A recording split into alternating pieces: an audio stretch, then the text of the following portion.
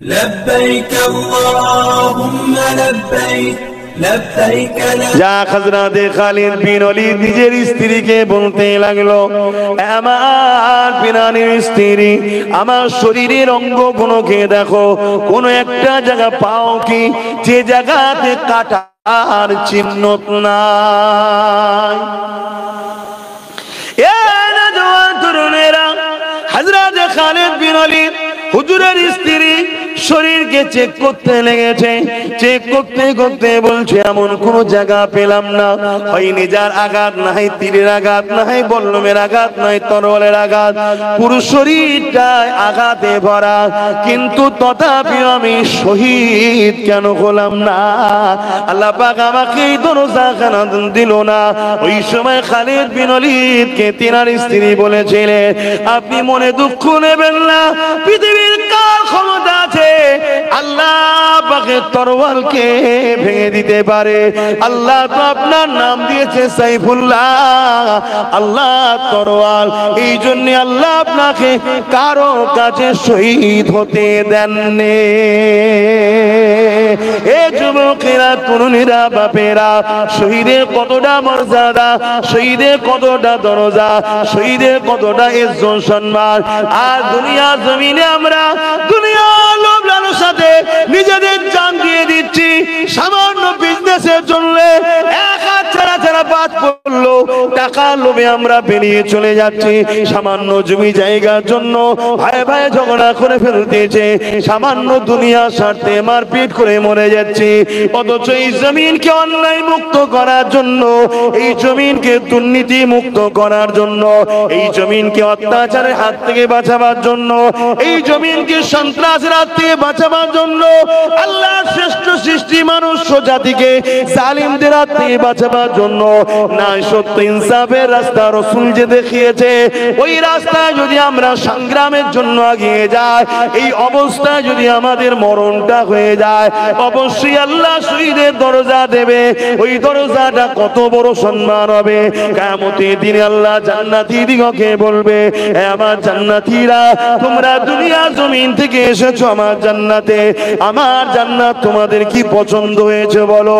না দুনিয়া জমিনটা ভালো ছিল, না দুনিয়াতে তোমরা যেতে চাও? ওই সময় জান্নাতীরা বলবে, ও রাব্বি আল্লাহ, না আমরা জান্নাত ছেড়ে যেতে চাই না। কেন? জান্নাতের কোনো তুলনা হয় না, এত সুন্দর জায়গা আল্লাহ, আপনার জান্নাত থেকে আমরা যেতে চাই না। কিন্তু একদল মানুষ দাঁড়িয়ে যাবে, ও রাব্বি আল্লাহ, আমরা আপনার দুনিয়া জমিনে যেতে চাই। আল্লাহ পাক বলবে, বান্দারে, দুনিয়ায় কি এমন মজা পেয়েছো, আমার জান্নাতে ওটা পেলে না? ওই সময় বললেন, আল্লাহ পাক, অবশ্যই আপনার জান্নাত বড় সুন্দর, তবে দুনিয়াতে একটা মজা পেয়েছি, ওই মজাটা আপনার জান্নাতে পাচ্ছি না। কি মজা বান্দারে? ওই সময় বান্দা বলতে লাগবে, ও রাব্বি আল্লাহ, দুনিয়া জমিনে আপনাকে খুশি করার জন্য, আপনার হাবিবের দেখানো রাস্তা সুন্নাত তরিকায় চলার জন্য দুনিয়ার মানুষ আমাদের জুলুম করেছে, আমাদের উপরে অত্যাচার করেছে। আমরা ন্যায়ের পক্ষে শক্ত হয়ে দাঁড়িয়েছিলাম, হকের পক্ষে দাঁড়িয়েছিলাম, আপনার দ্বীনের পক্ষে ছিলাম, ইনসাফ ইনসানিয়াত ন্যায় মানবতা সত্যের পক্ষে ছিলাম। এই হকের পক্ষে দাঁড়ানোর জন্য দুনিয়ার জালিমরা আমাদেরকে হত্যা করে দিয়েছিল, যখন আমাদেরকে তারা কতল করে দিচ্ছিল, শহীদ করে দিচ্ছিল, আপনার রাস্তায় শহীদ হওয়ার সময়টা যে মজা পেয়েছিলাম, যে আল্লাহ আমাদেরকে বানিয়েছে, আল্লাহর জন্যই মরণ হচ্ছে, এই মরণের মজাটা আপনার জান্নাতেও না। আরো জোরে বলুন সুবহান।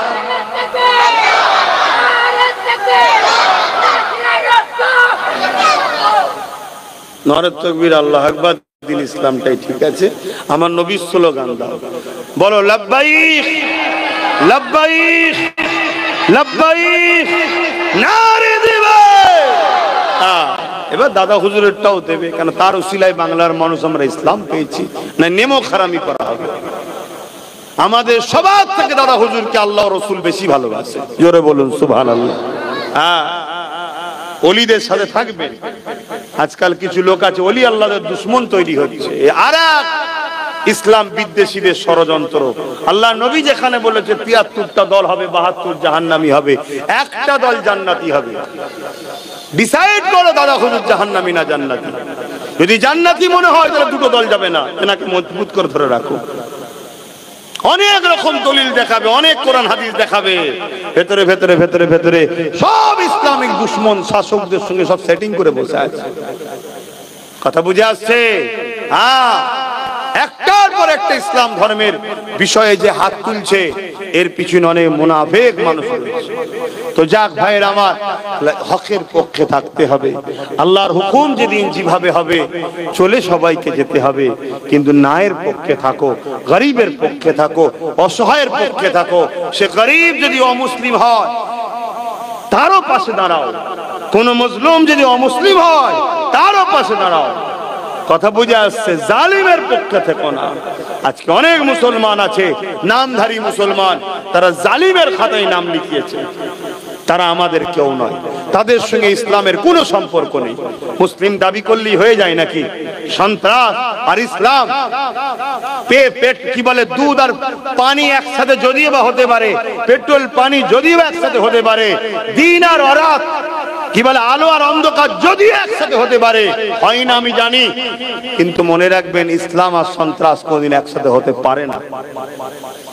এর থেকেও চরম ব্যাপার হচ্ছে এটা। তো সেই জায়গায় আজকে যারা সন্ত্রাসী করবে, জুলুম করবে, আতঙ্ক তৈরি করবে, গরিব মানুষের উপরে অত্যাচার করবে, মানুষের উপরে লুণ্ঠন করবে, এটা হক নাস। মনে রাখবেন, দুই শ্রেণীর মানুষ দুনিয়াতে, আখেরাতে জাহান্নামে যাবে। দুই শ্রেণীর মানুষ। এক শ্রেণীর মানুষ যা আযাব পাপ করার জন্য শাস্তি খাটবে, এক শ্রেণীর মানুষ অন্যায় পাপ করার জন্য শাস্তি খাটবে, আর এক শ্রেণীর মানুষ পাপকে না রুকার জন্য শাস্তি খাটবে, অন্যায়ের বিরোধী না করার জন্য জাহান্নামে যাবে। শুনছেন তো নাকি? আব্বাস সিদ্দিক এমনি চিল্লাচ্ছে না, বাঁচার জন্য চিল্লাচ্ছি। দুনিয়ায় কত বছর কেটে গেল, আর কটা বছর আছে আল্লাহ ভালো জানে। আখেরাতে কি করে বাঁচবো যদি হক কথা না বলি, অন্যায়ের বিরুদ্ধে যদি না বলি? এজন্য চিল্লাচ্ছি। বাপ, ভাই আমার, মা আমার, বোন আমার, সংগঠিত হন, ঐক্যবদ্ধ হন, সমাজকে অন্যায় মুক্ত করার জন্য। এবং পাশাপাশি, আরে বাচ্চারা কাঁদছে রে, আহারে চোখ দিয়ে পানি বেরিয়ে জালি যা। হ্যাঁ, কি বলছো? যা করে যা। কি কথা? ছোট ছেলে কষ্ট হবে না? যাও, ঠিক আছে, করে নিচ্ছি, যাও। তো যাক ভাইয়ের আমার, পেলাম কাছে কিছু কথা বলে নিলাম। আপনারা মনে কেউ কষ্ট নিচ্ছেন যদি নেন, আমার কিছু করার নেই ভাই, কিচ্ছু করার নেই। মানতে যদি পারেন আলহামদুলিল্লাহ, আসুন একসাথে চলি। আর না মানতে পারেন,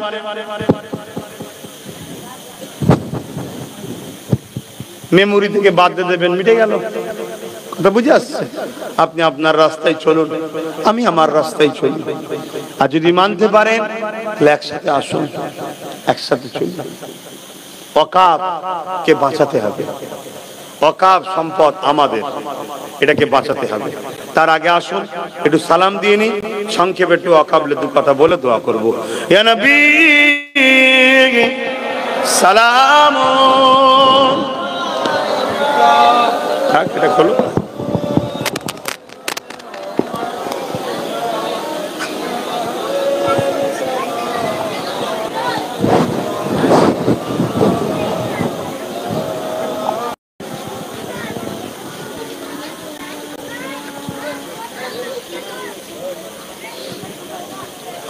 ওহ আল্লাহ, এই মোবাইল তালাল বদরু আলাইনা মিন শানিয়াতিল ওয়াদাই ওয়াজাবা শুকরু আলাইনা মাদাগা লিল্লাহ আহিদাই ইয়া নবী সালামুন ইয়া রাসূল সালামুন ইয়া হাবিব সালাম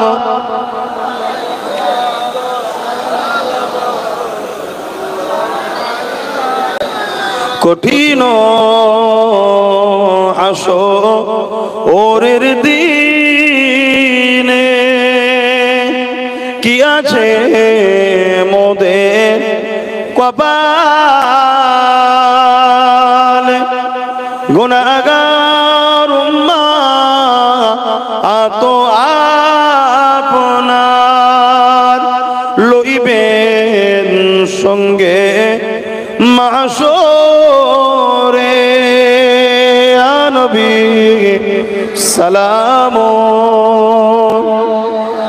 ইয়া রাসূল সালামুন ইয়া হাবিব সালাম সালাওয়াতুল্লাহ সকলে গায়ে গে বসুন বালাগাল উলা বিকামালিহি কাসাবাত দুজা বিজামালিহি হাসানাত জামিউ বিসালিহি সাল্লু আলাইহি ওয়া আলিহি আল্লাহুম্মা সাল্লি আলা সাইয়্যিদিনা মাওলানা মুহাম্মদ ওয়া আলা আলিহি। বাপজান আমার, দোয়া চাইব তার আগে সংক্ষেপ কথা। ওয়াকাফ আমার কওমের প্রচুর মানুষ এখন জানে না এই বিষয়টা কি। ইসলাম ধর্মে কোন মানুষ যদি আল্লাহর রাহে কোনো জিনিসকে উৎসর্গ দান করতে চায় সেটাকে বলা হয় অফ করা। এই অফ দু ধরনের হয়, একটা অফে লিল্লাহ আর একটা অফে আওলাদ। একটা মালিকানা আওলাদ থাকে, কিন্তু অফ করে দেওয়া হয় যাতে করে সন্তান ওই জায়গার জমিগুলো বিক্রি করে দিতে না পারে, তাহলে পুতা টুতা কোনো বিপদে পড়ে যাবে। আর অফে লিল্লাহ হলো যেটা আল্লাহর রাহে উৎসর্গ করে দেওয়া। এ জমিও কখনো বিক্রি হয় না। এ জমিকে ভাড়া দিয়ে বা বিভিন্ন ভাবে খাটিয়ে যে সম্পদ হবে ওটা মসজিদে মাদ্রাসায় যে উদ্দেশ্যে দেবে, কোনো জমিন মসজিদের জন্য, কোনো জমিন মাদ্রাসার জন্য, কোনো জমিন গরিব ছেলেদের পড়াশোনার জন্য, কোনো জমিন গরিব মুসলিমের উপকারের জন্য, এই জন্য একটা বোর্ড আছে, এটাকে বলা হয় ওয়াকাফ বোর্ড। তারা পরিচালনা করে, কন্ট্রোল করে।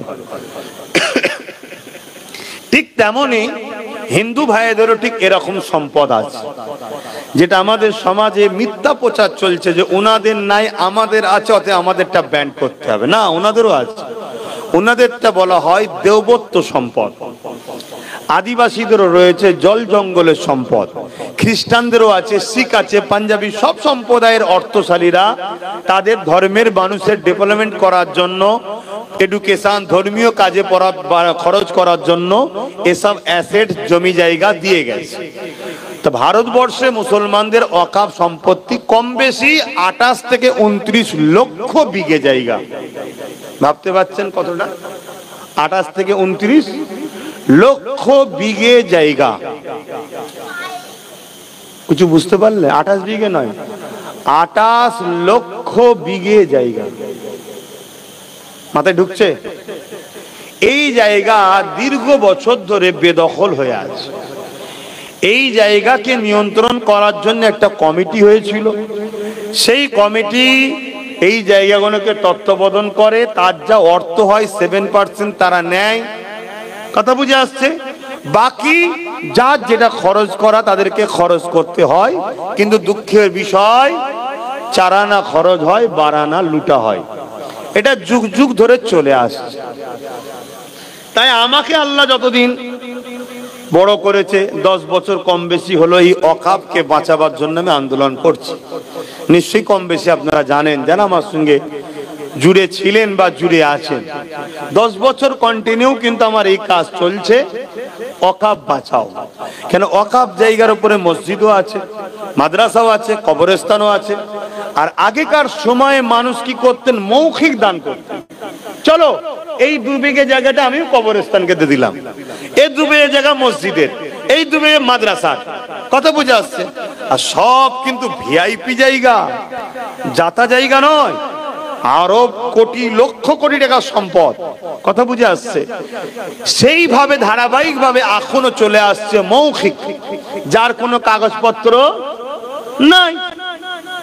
কেন? সুপ্রিম কোর্টের আজকের দিন পর্যন্ত আইন হলো ওয়াকফের মৌখিক দান চলবে। আজকেও সুপ্রিম কোর্ট মানে মৌখিক দান চলবে। তাই আমরা মৌখিক হিসাবেই রয়েছে। আর আগেকারের মানুষ 500 বছর, 600 বছর, 700 বছর, 1000 বছর ধরে চলে আসছে সেইভাবে। কিন্তু যখনই যে গভর্নমেন্ট আসে, তারা কিন্তু সব ওই জায়গা উদ্ধারের নামে তাদেরই নেতা ক্যাতারা সব দখল করে কিন্তু ভোগ দখল করে আসে। বর্তমান আমার রাজ্যে যে সরকার আছে, এই সরকারও 2011-ই বলেছিল আমি ক্ষমতায় আসলে মুসলিম ভাইয়েরা তোমাদের ওয়াকফকে উদ্ধার করে দেবো। আমি কি মিথ্যা বলছি? একটু হ্যাঁ কি না বলবেন। কিন্তু আজকে এত বছর হয়ে গেল, 13-14 বছর হয়ে গেল, ওয়াকফ উদ্ধার তো দূরের কথা, 75,000 বিঘে জমি কম বেশি পশ্চিম বাংলায়, 75,000 বিঘে। কত? 75,000 বিঘে জমি এখনো বেদখল। রাজ্য সরকারের নেতা মন্ত্রী এমএলএরা সব ওয়াকফ চুরি করে খাচ্ছে, ওয়াকফ দখল করে ঝেড়ে খাচ্ছে। শুনছেন তো নাকি? শুনছেন না? কষ্ট হচ্ছে? ভুল বলছি?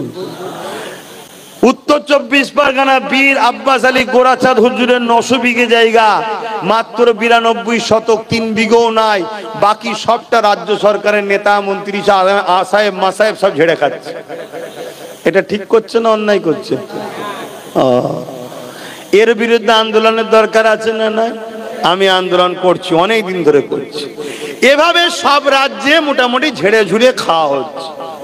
কেন্দ্রে যে জালিম সরকার বসেছে, ও তো পুরো দেশকে খেতে নেবেছে, তাই তো নাকি? তো দেখছি তারই মুসলমানদের ভালো ভালো জায়গা আছে, বিভিন্ন সরকার খাচ্ছে, মুসলমানরা তো কিছু বলে না। ওজন ওদের মোল্লা মলি সাহেবরা সরকারের সঙ্গে ফটোও তুলছে।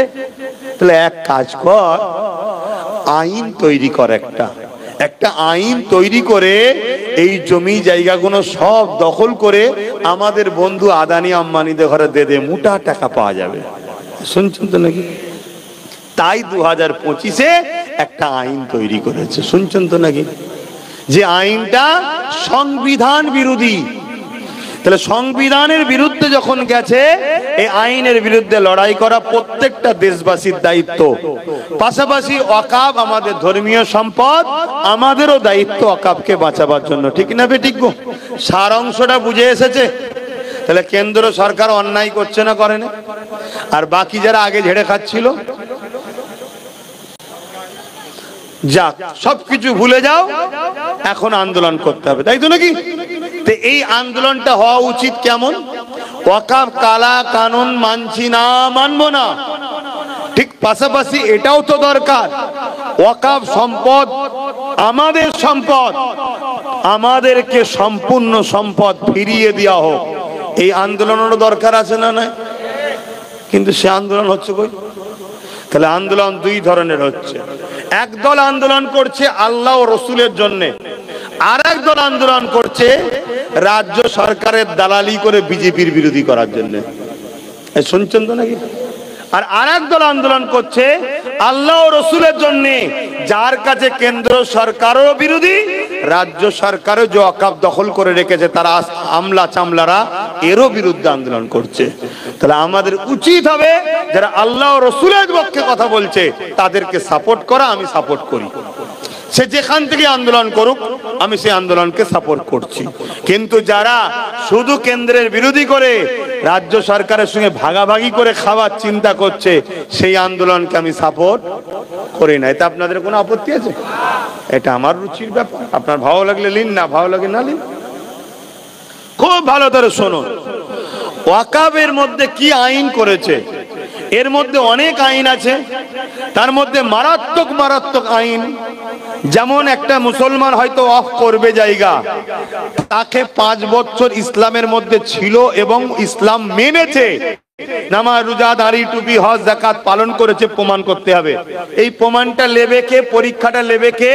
কোন মুসলমানদের মুফতি মাওলানা নয়, জেলা শাসক কালেক্টর। কপাল ফাটা আমাদের, শুনছেন তো নাকি? দেখা যাবে আমার জেলা শাসক কালেক্টর সেই ইসলাম সম্বন্ধে কিছু বোঝেইনি, তার কাছে যে বলতে হবে জাহাপানা আমি এখন জমি অক করবো, আমার ছেলে পুলে বিক্রি না করে ফেলে এবং আল্লাহর রাস্তায় দেবো। সে এখন বলবে তোমাকে তো মুসলমান মুসলমান লাগছে না, তো কচুপুড়া গেল। শুনছেন তো নাকি? কেন সে নিজেই তো কিছু বোঝে না। আমার কথা বুঝলেন? তাহলে এর বিরোধী দরকার আছে না? না, 100% বিরোধী করতে হবে।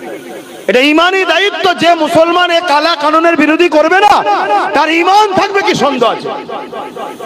কত শুনছেন না শোনেন?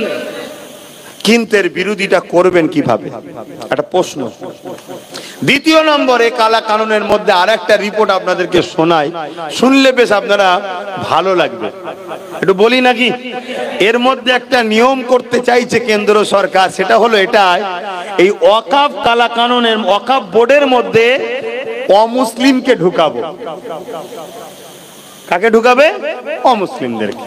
এখন এই কথাটা শোনার পরে অনেকে মনে হতে পারে সর্বধর্মের দেশ যখন অমুসলিম কমিটিতে থাকবে তো কি হয়েছে, আমারও বক্তব্য থাকবে তো কি হয়েছে, সুপ্রিম কোর্টেরও বক্তব্য থাকবে তো কি হয়েছে।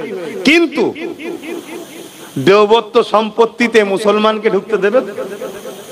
শিখ পাঞ্জাবিদের সম্পত্তিতে মুসলমানকে ঢুকতে দেবে তো? অন্য জায়গাতে আরো যারা ঢুকতে দেবে তো? বলছেন না। তাহলে এটা কেমন হলো দ্বিচারিতা? কিন্তু এখানে ভাবা দরকার, ধর্মীয় বিষয় যখন, তাহলে ধর্ম যখন যার, তাহলে কমিটিটা তারা থাকলেই তো ভালো হয়। কেন ধর্ম তার সে ভালো বুঝবে। আমি যদি হিন্দুদের মন্দিরের কমিটিতে ঢুকে যাই, আমি কি বুঝি তাই? কেউ যদি আমার মসজিদে ঢুকে যায়, সে কি বোঝে? কমিটি বলবে ভরা দুপুরে আজান দিচ্ছিস কেন রে? আমি তো কমিটির একজন, আজান বন্ধ কর, আজানটা পড়ে দিবি। সে তো বোঝেই না বেটা যে এই সময়টা আজান দিতে হয়। তাহলে ঝগড়া হবে না? হবে না? আর ঠিক তেমনই অমুসলিমদের যে কমিটি আছে তার মধ্যে যদি মুসলমানকে ঢুকিয়ে দিয়ে হয়, সে যদি এখন তার ধর্মীয় কিছু কালচার করে, সে বলছে এটা আবার কি হচ্ছে, ই তো মেন ভালো লাগছে না আমাকে, আমি কমিটির মধ্যে যেটা বন্ধ কর। তাহলে ক্যাচাল হবে না? হবে না? তাহলে হিন্দু ভাইরা সংবিধান বলছে তারা তাদের ধর্মীয় ট্রাস্টে আছে, মুসলমানরা মুসলমানদের আছে। যেমন পুরীতে, কেদারনাথে ওদের সব বড় বড় ট্রাস্ট আছে, কমিটি আছে। ওই কমিটিতে লেখা আছে হিন্দু ছাড়া অন্য ধর্মের লোক অহিন্দু ঢুকতে পারবে না। ঠিক তেমনি ওয়াকফ বোর্ডেও লেখা আছে অমুসলিম ঢুকতে পারবে না। এটা দীর্ঘদিন ধরে দেশে চলে আসছে। কেন্দ্র সরকার বলছে না, এটা অমুসলিম ঢুকাতে হবে। শুনছেন? এতে মূলত অমুসলিম ঢুকাতে চাইছে কেন, এটা মধ্যে ঢুকতে হবে। এতে মূলত ঢুকাতে চাইছে কেন্দ্র সরকার তার পক্ষের লোককে ঢুকাতে চাইছে। শুনছেন তো? তার পক্ষের লোককে ঢুকাতে চাইছে, যাতে করে আস্তে আস্তে আস্তে আস্তে ভোটাভুটিতে তাদের সংখ্যা বেড়ে যাবে, তারা যা খুশি তাই করে নেবে। মূলত লক্ষ্য এটা। তাহলে অমুসলিম ঢুকুক, এতে আপনারা কেউ চান? জোরে বলুন চান? যেমন হিন্দু ভাইয়েরা তাদের দেওবত্ত সম্পত্তি হিন্দু ঢোকে, এটা তারাও চায় না। তাদের জায়গায় তারা ঠিক, আমাদের জায়গায় আমরা ঠিক। কিন্তু চুপি চুপি 2024-এ রাজ্য সরকার ওয়াকফ বোর্ডে 2জন অমুসলিমকে ঢুকিয়ে দিয়েছে। খবর জানো কি গো? বলবে তো এই খবর জানো কি? না, জানো না। কেন জানবে? তোমাদের সঙ্গে ইফতার করে তো, তোমাদের সঙ্গে ঘুমটা দিয়ে মসজিদে ঢোকে, লা ইলাহা ইল্লাল্লাহ মুহাম্মদ রাসূলুল্লাহ বলে। জানবে কি করে? অলরেডি মাদ্রাসা বোর্ড থেকে কোরআনকে তুলে দিয়েছে, জানো? তা জানবে কেন? ভাতা দেয় তো মোল্লা মৌলী সাহেবদের। যারা বলবে তারাই তো খেয়ে বসে আছে, তা বলবেটা কে?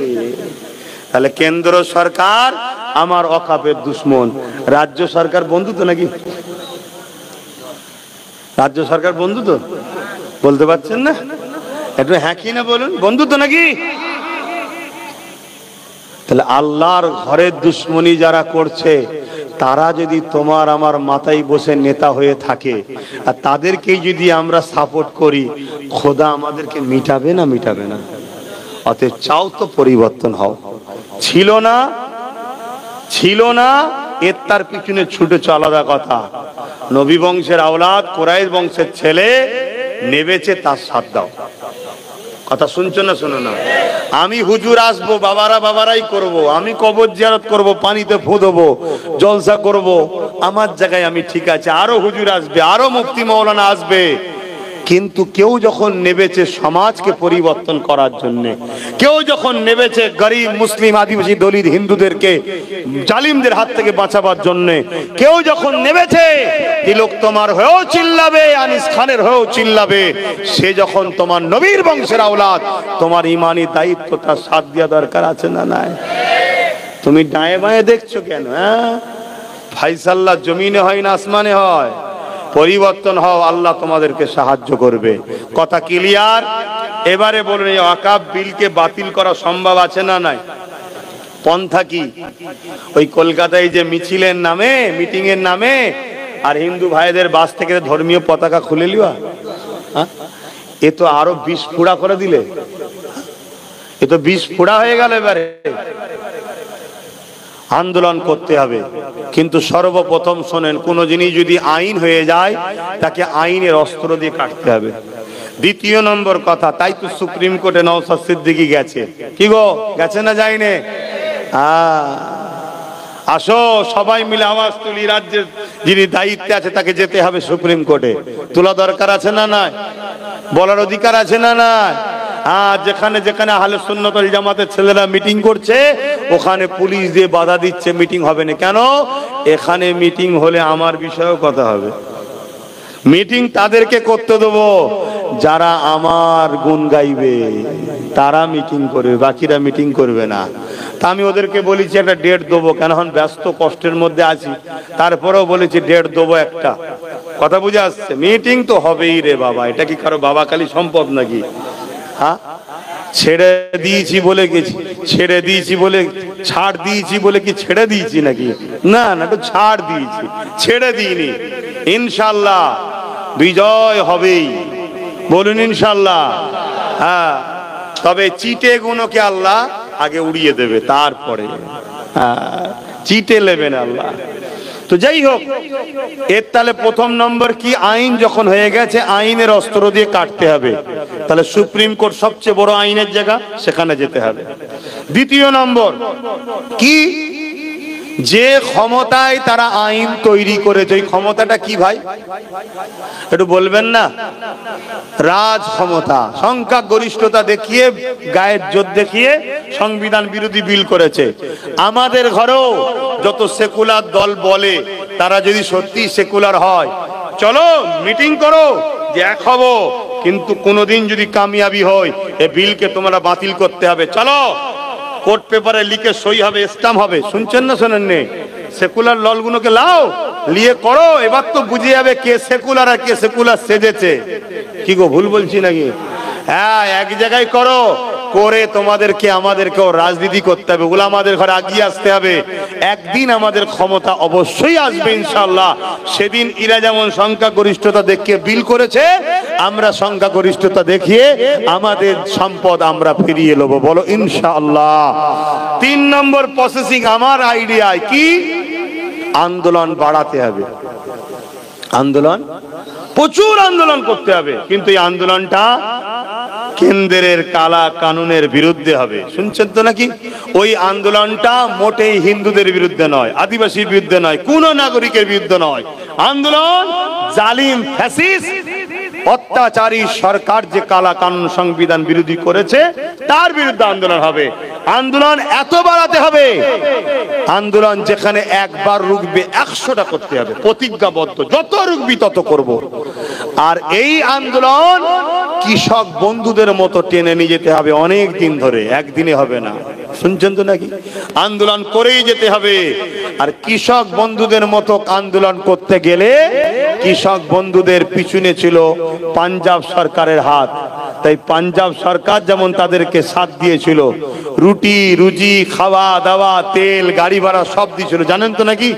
ঠিক তেমনি আমরা পশ্চিম ভারতবর্ষের প্রত্যেকটা অবিজেপি রাজ্য যেগুলো আছে সেই সব রাজ্যের সরকারকে, সেই সব রাজ্যের নাগরিকদের বলতে হবে যে আমাদেরকে সহযোগিতা করতে হবে, আমরা আন্দোলন করব, আমার রাজ্যেরও উচিত আমাদেরকে সহযোগিতা করা, ঠিক না বেঠিক? কিন্তু সহযোগিতার নামে কি দেখছি, ভাঙরে 1000 ছেলেকে কেস দিয়ে দিল। কেন কেন? এরা তো অখাব আন্দোলন করতে যাচ্ছে, কেস দিচ্ছেন কেন? বলছেন না এরা তো আমার নয়। শুনছেন তো নাকি? অতএব মাথায় ঢুকান, বাঁচতে যদি চান এই জায়গা থেকে উঠে দাঁড়াতে হবে, না হয় আমাদের এই বাচ্চাদের লাইফ শেষ। আসেন, আর কথা নয়, দোয়া চাইব, দিল থেকে দুটো কথা জিজ্ঞেস করব, কথাতে ভাষাতে ব্যবহারে আখলাকে কেউ কষ্ট পেলেন? ঠিক বলছেন এবং সাক্ষী দিচ্ছেন, আমি ভুল কিছু বলিনি তো? একটু আল্লাহকে সাক্ষী দেন যে ঠিক বলেছি না ভুল বলেছি? ঠিক বলেছি, আলহামদুলিল্লাহ। তাহলে সাথ দিতে হবে তো নাকি? আগামী দিন ন্যায় সত্য ইনসাফ ইনসানিয়তের জন্য কলিকাতার রাজপথে বিশাল বড় জনসমাবেশের ডাক দেবো আমি।